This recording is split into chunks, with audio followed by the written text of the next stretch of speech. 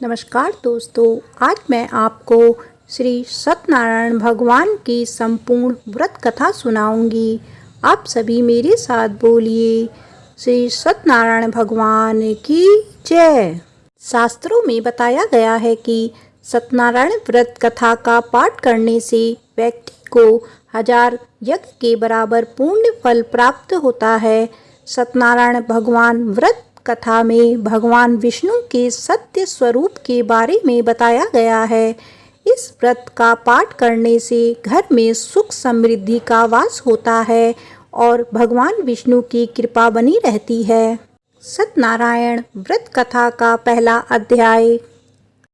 एक समय की बात है, नैषिरण्य तीर्थ में सौनिक आदि 88,000 ऋषियों ने श्री सूत जी से पूछा, हे प्रभु, इस कलयुग में वेद विद्या रहित मनुष्यों को प्रभु भक्ति किस प्रकार मिल सकती है तथा उनका उद्धार कैसे होगा।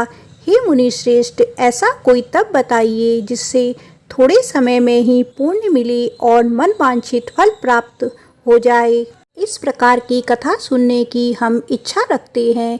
सर्वशास्त्रों के ज्ञाता सूत जी बोले, हे वैष्णवों में पूज्य, आप सभी ने प्राणियों के हित की बात पूछी है, इसीलिए मैं एक ऐसे श्रेष्ठ व्रत को आप लोगों को बताऊंगा जिसे नारद जी ने लक्ष्मी नारायण जी से पूछा था और लक्ष्मीपति ने मणि श्रेष्ठ नारद जी से कहा था। आप सब इसे ध्यान से सुनिए। एक समय की बात है, योगी राज नारद जी दूसरों के हित की इच्छा के लिए अनेकों लोकों में घूमते हुए मृत्युलोक में आ पहुँचे। यहाँ उन्होंने अनेक योनियों में जन्मे प्राय सभी मनुष्यों को अपने कर्मों द्वारा अनेकों दुखों से पीड़ित देखा। उनका दुख देख नारद जी सोचने लगे कि कैसा यत्न किया जाए कि जिसके करने से निश्चित रूप से मानव के दुखों का अंत हो जाए। इसी विचार पर मनन करते हुए वह विष्णु लोक में गए। वहाँ वह देवों के ईश नारायण की स्तुति करने लगे, जिनके हाथों में शंख चक्र गदा और पद्म थे, गले में वरमाला पहने हुए थे। स्तुति करते हुए नारद जी बोले, हे भगवान, आप अत्यंत शक्ति से संपन्न हैं। मन तथा वाणी भी आपको नहीं पा सकती है। आपका आदि मध्य तथा अंत नहीं है। निर्गुण स्वरूप सृष्टि के कारण भक्तों के दुख को दूर करने वाले हैं। आपको मेरा नमस्कार है। नारद जी की स्तुति सुन विष्णु भगवान बोले, हे मुनि श्रेष्ठ, आपके मन में क्या बात है? आप किस काम के लिए पधारे हैं, उसे निसंकोच कहो। इस पर नारद मुनि बोले कि मृत्युलोक में अनेक योनियों में जन्मे मनुष्य अपने कर्मों के द्वारा अनेक दुख से दुखी हो रहे हैं। हे नाथ, आप मुझ पर दया रखते हैं तो बताइए कि वो मनुष्य थोड़े प्रयास से ही अपने दुखों से कैसे छुटकारा पा सकते हैं।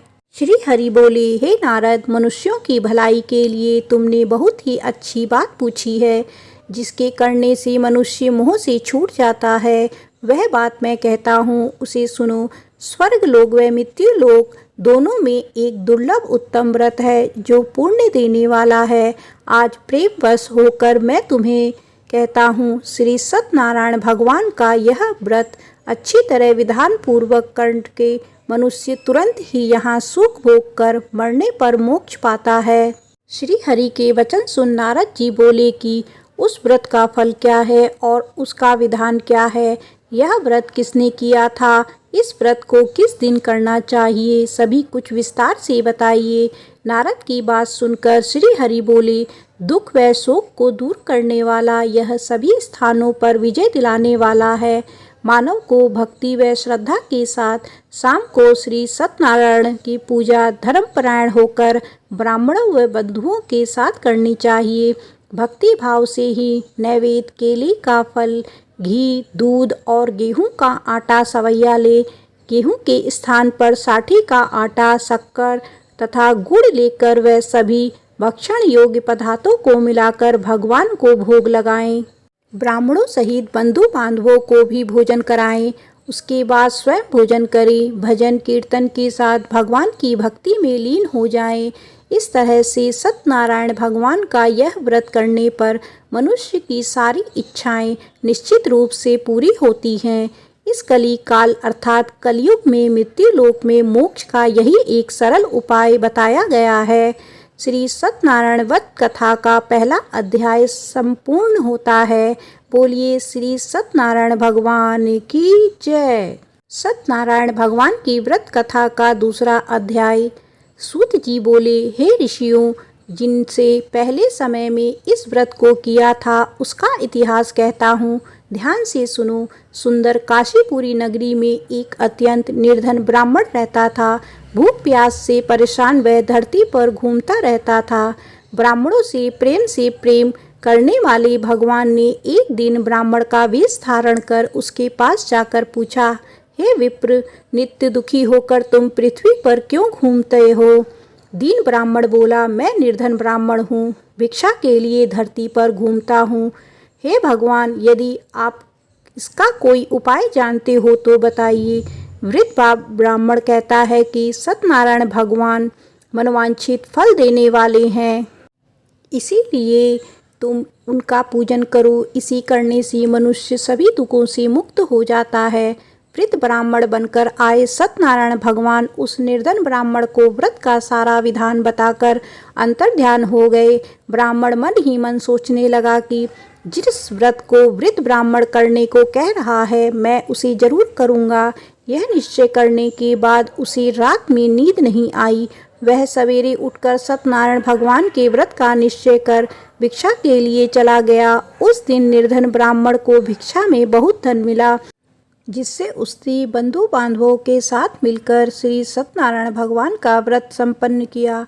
भगवान सत्यनारायण का व्रत संपन्न करने के बाद वह निर्धन ब्राह्मण सभी दुखों से छूट गया और अनेक प्रकार की संपत्तियों से युक्त हो गया। उसी समय से यह ब्राह्मण हर माह इस व्रत को करने लगा। इस तरह से सत्यनारायण भगवान के व्रत को जो मनुष्य करेगा वह सभी प्रकार के पापों से छूटकर मोक्ष को प्राप्त होगा।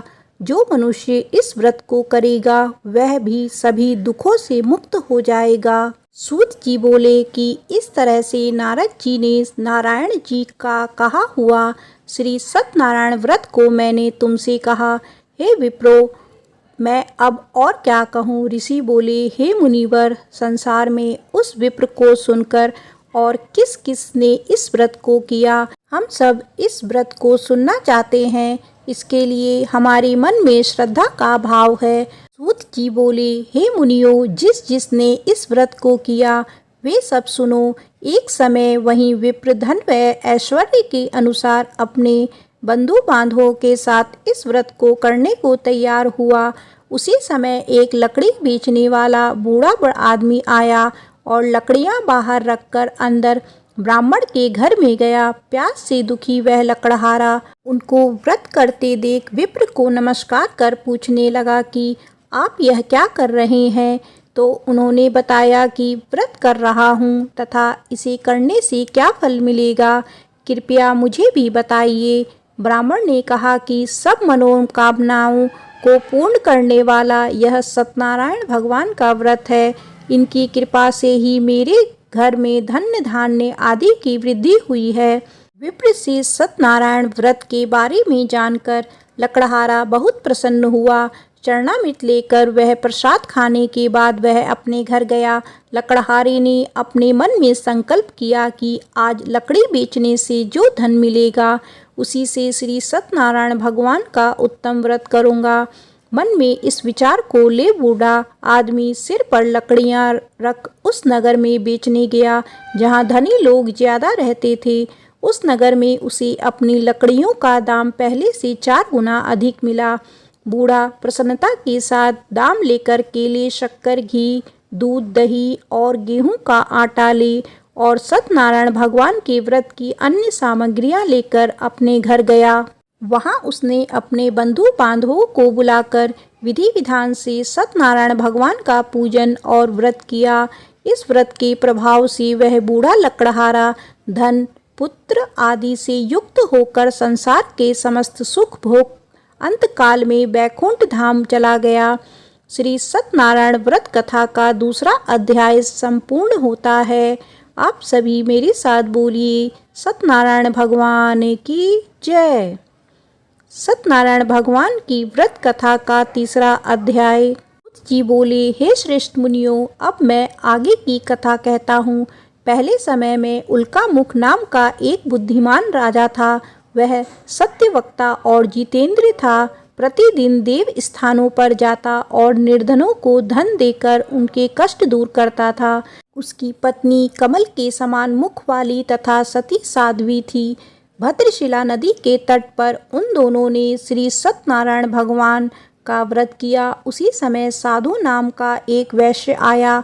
उसके पास व्यापार करने के लिए बहुत सा धन भी था। राजा को व्रत करते देख वह विनय के साथ पूछने लगा, हे राजन, भक्ति भाव से पूर्ण होकर आप यह क्या कर रहे हैं? मैं सुनने की इच्छा रखता हूँ, तो आप मुझे बताएं। राजा बोला, हे साधु, अपने बंधु बांधवों के साथ पुत्रादि की प्राप्ति के लिए एक महान शक्तिशाली श्री सत्यनारायण भगवान का व्रत व पूजन कर रहा हूँ। राजा के वचन सुन साधु आदर से बोला, हे राजन, मुझे इस व्रत का सारा विधान कहिए। आपके कथानुसार मैं भी इस व्रत को करूँगा। मेरी भी संतान नहीं है और इस व्रत को करने से निश्चित रूप से मुझे संतान की प्राप्ति होगी। राजा से व्रत का सारा विधान सुन व्यापार से निवृत्त हो वह अपने घर गया। साधु वैश्य ने अपनी पत्नी को संतान देने वाले इस व्रत का वर्णन कह सुनाया और कहा कि जब मेरी संतान होगी तब मैं इस व्रत को करूँगा।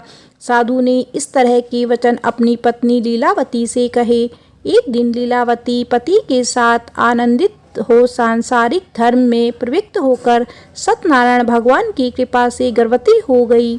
10वें महीने में उसके गर्भ से एक सुंदर कन्या ने जन्म लिया।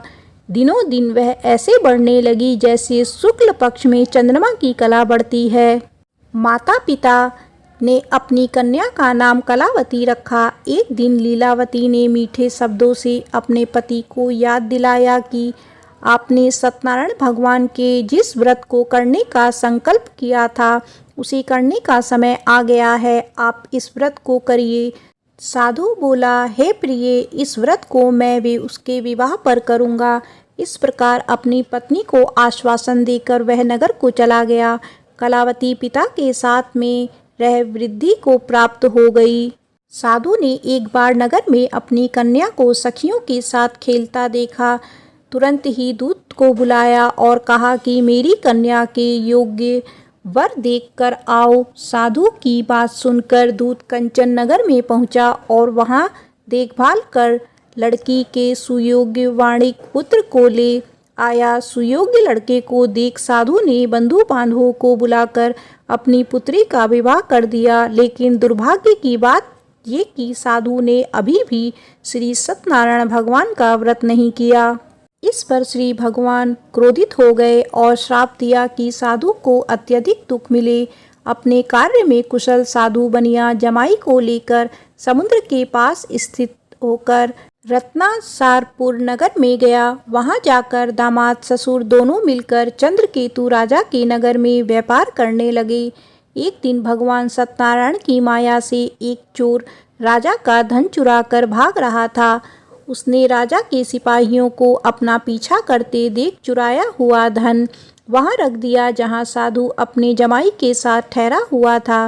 राजा ने सिपाहियों ने साधु वैश्य के पास राजा का धन पड़ा देखा तो वह ससुर जमाई दोनों को बांधकर प्रसन्नता से राजा के पास ले गए और कहा कि उन दोनों चोरों को हम पकड़ लाए हैं। आप आगे की कार्यवाही की आज्ञा दी। राजा की आज्ञा से उन दोनों को कठिन कारावास में डाल दिया गया और उनका सारा धन भी उनसे छीन लिया गया। श्री सत्यनारायण भगवान से श्राप से साधु की पत्नी भी बहुत दुखी हुई। घर में जो धन रखा था उसे चोर चुरा ले गए। शारीरिक तथा मानसिक पीड़ा व भूख प्यास से अति दुखी हो अन्न की चिंता में कलावती के ब्राह्मण के घर गई। वहां उसने श्री सत्यनारायण भगवान का व्रत होते देखा। फिर कथा भी सुनी। वह प्रसाद ग्रहण कर वह रात को घर वापस आई। माता के कलावती से पूछा कि हे पुत्री, अब तक तुम कहाँ थी? तेरे मन में क्या है? कलावती ने अपनी माता से कहा, हे माता, मैंने एक ब्राह्मण के घर में श्री सत्यनारायण भगवान का व्रत देखा है। कन्या के वचन सुन लीलावती भगवान के पूजन की तैयारी करने लगी। लीलावती ने परिवार व बंधुओं सहित सत्यनारायण भगवान का पूजन किया और उनसे वर मांगा कि मेरे पति तथा जमाई शीघ्र घर आ जाएं। साथ ही यह भी प्रार्थना की हम सब का अपराध क्षमा करें। श्री सत्यनारायण भगवान इस व्रत से संतुष्ट हो गए और राजा चंद्रकेतु को सपने में दर्शन दे कहा कि हे राजन, तुम उन दोनों वैश्यों को छोड़ दो और तुमने जो धन लिया है उसे वापस कर दो। अगर ऐसा नहीं किया तो मैं तुम्हारा धन, राज्य व संतान सभी को नष्ट कर दूंगा। राजा को यह सब कहकर वह अंतर्ध्यान हो गए। प्रातःकाल सभा में राजा ने अपना स्वप्न सुनाया। फिर बोले कि वाणिक पुत्रों को कैद से मुक्त कर सभा में लाओ। दोनों ने आते ही राजा को प्रणाम किया। राजा मीठी वाणी से बोला, हे महानुभाव, भाग्यवश ऐसा कठिन दुख तुम्हें प्राप्त हुआ है, लेकिन अब तुम्हें कोई भय नहीं। ऐसा कह राजा ने उन दोनों को नए वस्त्र आभूषण भी पहनाए और जितना धन उनका लिया था उससे दुगना धन वापस कर दिया। दोनों वैश्य अपने घर को चल दिए। श्री सत्यनारायण व्रत कथा का तीसरा अध्याय संपूर्ण होता है। आप सभी मेरे साथ बोलिए, श्री सत्यनारायण भगवान की जय। सत्यनारायण भगवान की व्रत कथा का चौथा अध्याय। सूत जी बोले, वैश्य ने मंगलाचार कर अपनी यात्रा आरंभ की और अपने नगर की ओर चल दिए। उनके थोड़ी दूर जाने पर एक दंडी वेशधारी श्री सत्यनारायण ने उनसे पूछा, हे साधु, तेरी नाव में क्या है? अभिवाणी वणिक हंसता हुआ बोला, हे दंडी, आप क्यों पूछ रहे हो? क्या धन लेने की इच्छा है? मेरी नाव में तो बेल व पत्ते भरे हुए हैं। वैश्य के कठोर वचन सुन भगवान बोले, तुम्हारा वचन सत्य हो। दंडी ऐसे वचन कह वहां से दूर चले गए।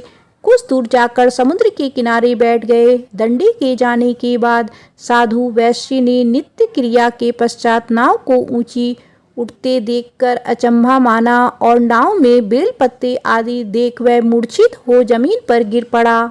मूर्छा खुलने पर वह अत्यंत शोक में डूब गया। तब उसका दामाद बोला कि आप शोक ना मनाएं, यह दंडी का श्राप है, इसीलिए हमें उनकी शरण में जाना चाहिए, तभी हमारी मनोकामना पूर्ण होगी। दामाद की बात सुनकर वह दंडी के पास पहुंचा और अत्यंत भक्ति भाव नमस्कार करके बोला, मैंने आपसे जो असत्य वचन कहे थे उनके लिए मुझे क्षमा दें। ऐसा कहकर महान शोकातुर रोने लगा। तब दंडी भगवान बोले, हे वणिक पुत्र, मेरी आज्ञा से बार बार तुम्हें दुख प्राप्त हुआ है, तू मेरी पूजा से विमुख हुआ। साधु बोला, हे भगवान, आपकी माया से ब्रह्मा आदि देवता भी आपके रूप को नहीं जानते, तब मैं अज्ञानी कैसे जान सकता हूँ। आप प्रसन्न होइए, अब मैं सामर्थ्य के अनुसार आपकी पूजा करूँगा। मेरी रक्षा करो और पहले के समान नौका में धन भर दो। साधु वैश्य के भक्ति पूर्वक वचन सुनकर भगवान प्रसन्न हो गए और उनकी इच्छा अनुसार वरदान लेकर अंतर्ध्यान हो गए। ससुर जमाई जब नाव पर गए तो नाव धन से भरी हुई थी। फिर वहीं अपने अन्य साथियों के साथ सत्यनारायण भगवान का पूजन कर अपने नगर को चल दिए। जब नगर के नज़दीक पहुँचे तो दूत को घर पर खबर करने के लिए भेज दिया। दूत साधु की पत्नी को प्रणाम करता है कि मालिक अपने दामाद सहित नगर के निकट आ गए हैं। दूत की बात सुन साधु की पत्नी लीलावती ने बड़े हर्ष के साथ सत्यनारायण भगवान का पूजन कर अपनी पुत्री कलावती से कहा कि मैं अपने पति के दर्शन को जाती हूँ, तू कार्य पूर्ण कर शीघ्र आ जाना। माता के ऐसा वचन सुन कलावती जल्दी में प्रसाद छोड़ अपने पति के पास चली गई। प्रसाद की अवज्ञा के कारण श्री सत्यनारायण भगवान रुष्ट हो गए और नाव सहित उसके पति को पानी में डुबो दिया। कलावती अपने पति को वहां ना पाकर रोती हुई जमीन पर गिर पड़ी। नौका को डूबा हुआ देख वह कन्या को रोता देख साधु दुखी होकर बोला कि हे प्रभु, मुझसे तथा मेरे परिवार से जो भूल हुई है उसे क्षमा करें। साधु के दीन वचन सुनकर श्री सत्यनारायण भगवान प्रसन्न हो गए और आकाशवाणी हुई, हे साधु, तेरी कन्या मेरे प्रसाद को छोड़कर आई है, इसीलिए उसका पति अदृश्य हो गया है। यदि वह घर जाकर प्रसाद खाकर लौटती है तो इसे इसका पति अवश्य मिलेगा। ऐसी आकाशवाणी सुन कलावती घर पहुंचकर प्रसाद खाती है और फिर आकर अपने पति के दर्शन करती है। उसके बाद साधु अपने बंधु बांधवों सहित श्री सत्यनारायण भगवान का विधि विधान से पूजन करता है। इस लोक का सुख भोग वह अंत में स्वर्ग जाता है। श्री सत्यनारायण व्रत कथा का चौथा अध्याय संपूर्ण होता है। आप सभी मेरे साथ बोलिए, श्री सत्यनारायण भगवान की जय। सत्यनारायण भगवान की व्रत कथा का पांचवा अध्याय। सूत जी बोले, हे ऋषियों, मैं और भी एक कथा सुनाता हूँ, उसे भी ध्यान पूर्वक सुनो। प्रजापालन में लीन तुंगध्वज नाम का एक राजा था। उसने भी भगवान का प्रसाद त्याग कर बहुत ही दुख सहन किया। एक बार वन में जाकर वन्य पशुओं को मारकर वह बड़ के पेड़ के नीचे आया। वहां उसने ग्वालों को भक्ति भाव से अपने बंधुओं सहित सत्यनारायण भगवान का पूजन करते देखा। अभिमानवश राजा ने उन्हें देखकर भी पूजा स्थान पे नहीं गया और ना ही उनसे भगवान को नमस्कार किया। ग्वालों ने राजा को प्रसाद दिया, लेकिन उसने वह प्रसाद नहीं खाया और प्रसाद को वहीं छोड़कर अपने नगर को चला गया। जब वह नगर में पहुंचा तो वहां सब कुछ तहस नहस हुआ पाया तो वह शीघ्र समझ गया कि यह सब भगवान ने ही किया है। वह दोबारा ग्वालों के पास पहुंचा और विधि पूर्वक पूजा करके प्रसाद खाया तो श्री सत्यनारायण भगवान की कृपा से सब कुछ पहले जैसा हो गया। दीर्घकाल तक सुख भोगने के बाद मरणोपरांत उसे स्वर्ग की प्राप्ति हुई। जो मनुष्य परम दुर्लभ इस व्रत को करेगा तो भगवान सत्यनारायण की अनुकंपा से उसे धन्य धान्य की प्राप्ति होगी, निर्धन धनी हो जाता है और भय मुक्त हो जीवन जीता है। संतानहीन मनुष्य को संतान सुख मिलता है और सारे मनोरथ पूर्ण होने पर मानव अंतकाल में वैकुंठ धाम हो जाता है। सूत जी बोले, जिन्होंने पहले इस व्रत को किया है, अब मैं उनके दूसरे जन्म की कथा कहता हूँ। वृद्ध सतानंद ब्राह्मण ने सुदामा का जन्म लेकर मोक्ष की प्राप्ति की। लकड़हारे ने अगले जन्म में निषाद बनकर मोक्ष की प्राप्ति किया। उल्का मुख नाम का राजा दशरथ होकर वैकुंठ गए। साधु नाम के वैश्य ने मोरध्वज बनकर अपने पुत्र को आरे से चीरकर मोक्ष पाया। महाराज तुंगध्वज ने स्वयंभू होकर भगवान से भक्ति युक्त हो कर्म कर मोक्ष पाया। श्री सत्यनारायण व्रत कथा का पांचवा अध्याय संपूर्ण होता है। आप सभी मेरे साथ बोलिए, श्री सत्यनारायण भगवान की जय।